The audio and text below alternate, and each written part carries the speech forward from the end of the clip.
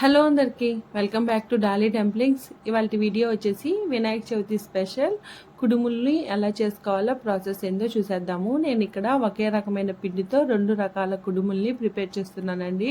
చాలా సింపుల్గా ఈజీగా చేసేసుకోవచ్చు. టేస్ట్ కూడా చాలా బాగుంటాయి. అలాగే ఈ కుడుములు హెల్త్కి కూడా చాలా మంచిది. ఇప్పుడు ప్రాసెస్ చూసేద్దాము. దీనికోసం ముందుగా స్టవ్ ఆన్ చేసుకొని కడాయి పెట్టుకొని ఇందులో 1 కప్పు నల్ల నువ్వుల్ని తీసుకోవాలి. మంటని మీడియం టు లో ఫ్లేమ్లోకి అడ్జస్ట్ చేసుకుంటూ ఈ నువ్వుల్ని వేయించుకోవాలండి. నువ్వులు కాస్త చిటపటలాడే వరకు కలుపుతూ వేయించుకోవాలి.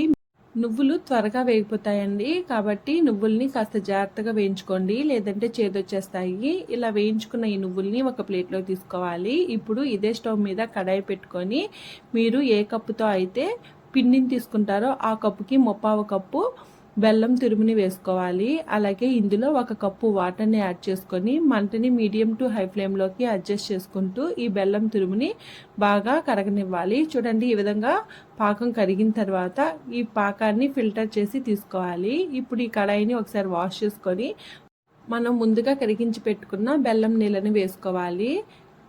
ఇప్పుడు ఇందులో 2 టేబుల్ స్పూన్ల వరకు పచ్చి కొబ్బరిని సన్నగా తురిమి వేసుకోవాలి. అలాగే ఇందులో 1/2 tablespoon salt, 1 tablespoon ఇలాచీ పౌడర్ని వేసుకొని ఒకసారి బాగా మిక్స్ చేసుకోవాలి.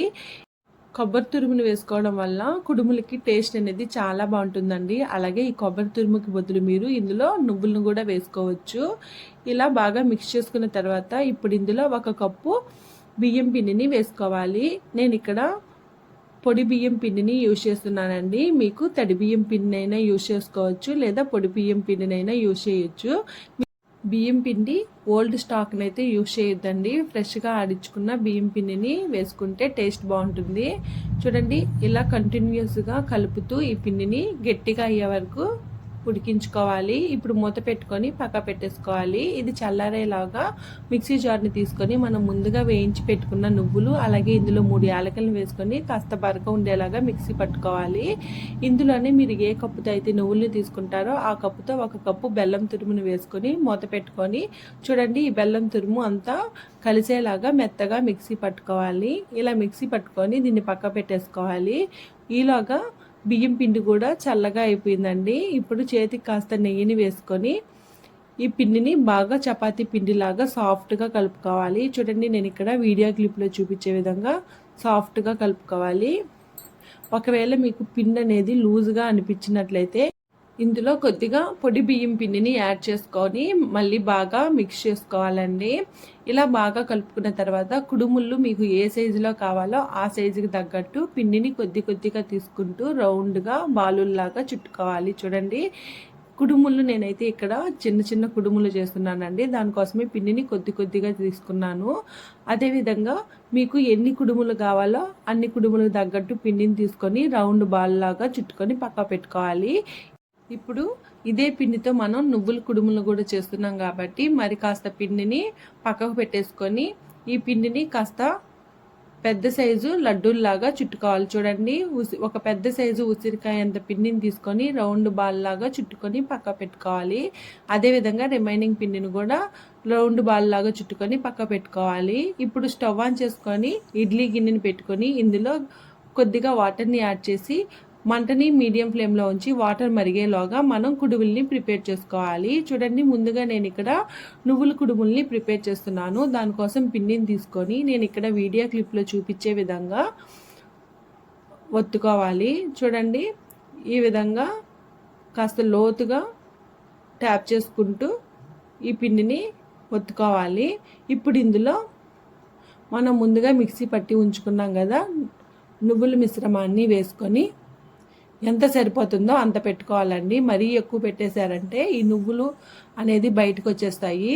చూడండి, ఇలా పెట్టుకున్న తర్వాత నేను ఇక్కడ వీడియో క్లిప్లో చూపించే విధంగా 2 ఎడ్జులు ట్యాప్ చేసుకుంటూ ఈ నువ్వుల స్టఫ్ అనేది బయటికి రాకుండా ఒత్తుకోవాలి. చూడండి, ఈ విధంగా బాగా కవర్ చేసుకున్న తర్వాత నేను ఇక్కడ వీడియో క్లిప్లో చూపించే విధంగా చేతితో ట్యాప్ చేసుకోవాలి. అలాగే షేప్ అనేది మీకు ఎలా నచ్చితే అలా చేసుకోవచ్చండి. ఇలానే చేసుకోవాలని ఏమీ లేదు. చూడండి, ఈ విధంగా ప్రిపేర్ చేసుకొని పక్క పెట్టుకోవాలి. అదేవిధంగా రిమైనింగ్ కుడుములను కూడా ఈ నువ్వుల మిశ్రమాన్ని పెట్టుకొని ట్యాప్ చేసుకొని ఒత్తుకోవాలి. చూడండి, నేను ఇక్కడ మరో షేప్ని అయితే ప్రిపేర్ చేస్తున్నాను. ఈ విధంగా కూడా ప్రిపేర్ చేసుకోవచ్చు. ఇలా నువ్వుల కుడుముల్ని ప్రిపేర్ చేసుకొని పక్కకు పెట్టేసుకొని ఇప్పుడు రిమైనింగ్ పిండి ఉంది కదండి, దాంతో కూడా కుడుముల్ని నేను ఇక్కడ వీడియో క్లిప్లో చూపించే విధంగా ట్యాప్ చేసుకోవాలి. నువ్వుల కుడుముల్ని ప్రిపేర్ చేసుకున్న తర్వాత వీటిని పక్క పెట్టేసుకొని ఇప్పుడు నార్మల్గా కుడుముల్ని రెగ్యులర్గా చేసుకుంటాం కదండి, వాటిని ప్రిపేర్ చేసుకోవాలి. చూడండి, నేను ఇక్కడ వీడియో క్లిప్లో చూపించే విధంగా వేళ్ళతో ట్యాప్ చేసుకోవాలి. కొత్తగా చేసే వాళ్ళైతే ఈ పిండిని నేను ఇక్కడ వీడియో క్లిప్లో చూపించే విధంగా సిలిండర్ షేప్లోకి ట్యాప్ చేసుకొని వేళ్ళతో ట్యాప్ చేసుకోవాలి. అంతేనండి, కుడుముల షేప్ అనేది రెడీ అయిపోయినాయి. అదేవిధంగా అన్ని కుడుముల్ని ప్రిపేర్ చేసుకొని పక్కకు పెట్టేసుకొని ఇప్పుడు వీటిల్ని ఉడికించుకోవడం కోసం ఇడ్లీ ప్లేట్ని తీసుకొని ఈ ఇడ్లీ ప్లేట్లో మనం ప్రిపేర్ చేసి పెట్టుకున్న కుడుముల్ని పెట్టుకోవాలి. అలాగే ఇడ్లీ ప్లేట్కి నూనెని కానీ నెయ్యిని కానీ లేదా వాటర్ని కానీ ఏమీ అప్లై చేయాల్సిన అవసరం లేదండి. ఇప్పుడు వాటర్ మరిగాయో లేవో చెక్ చేసుకొని మనం ముందుగా పెట్టి ఉంచుకున్న ఇడ్లీ ప్లేట్ని ఇందులో పెట్టుకోవాలి. ఇప్పుడు మూత పెట్టుకొని మంటని మీడియం ఫ్లేమ్లో ఉంచి ఒక 15 నిమిషాలు ఉడికించుకోవాలి. అలాగే మధ్యలో ఒకసారి మూత తీసి కుడుముళ్ళు ఉడికాయో లేదో చెక్ చేసుకోవాలండి. కుడుముళ్ళు ఉడకనట్లయితేను మరో 5 నిమిషాల పాటు ఉడికించుకోండి. ఇక్కడ నాకైతే 15 నిమిషాలకి కుడుముళ్ళు ఉడికిపోయాయి. మీకు కుడుముళ్ళు ఉడికాయో లేదో తెలియడం కోసం టూత్పిక్ని తీసుకొని ఈ కుడుముళ్ళని గుచ్చి చూసినట్లయితేను టూత్పిక్కి ఎలాంటి పిండి అంటుకోకుండా వస్తే కుడుముళ్ళు ఉడికిపోయినట్టు అర్థం అండి. చూడండి, నాకైతే కుడుముళ్ళు ఇక్కడ 15 నిమిషాలకి ఉడికిపోయాయి.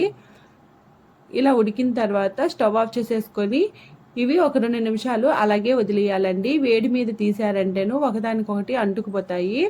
ఇలా 2 నిమిషాల తర్వాత కాస్త చల్లారిన తర్వాత ఈ ఇడ్లీ గిన్నెలో నుంచి కుడుముల్ని ఇలా తీసుకునియాలి. చూడండి, పర్ఫెక్ట్గా ఒకదానికొకటి అంటుకోకుండా చాలా బాగా వచ్చాయండి. అంతేనండి, చూసారు కదా, ఒకే పిండితో 2 రకాల కుడుముల్ని ఎలా చేసుకోవాలో ప్రాసెస్ ఏందో. అలాగే ఈ వినాయక చవితికి మీరు కూడా ఈ కుడుముల్ని ట్రై చేసి మీకు ఎలా కుదిరిందో కామెంట్ చేసేయండి. అలాగే మరిన్ని రెసిపీస్ కోసం మన ఛానల్ని సబ్స్క్రైబ్ చేసుకొని నోటిఫికేషన్ సింబల్ని ఆన్ చేయండి. Thank you for watching.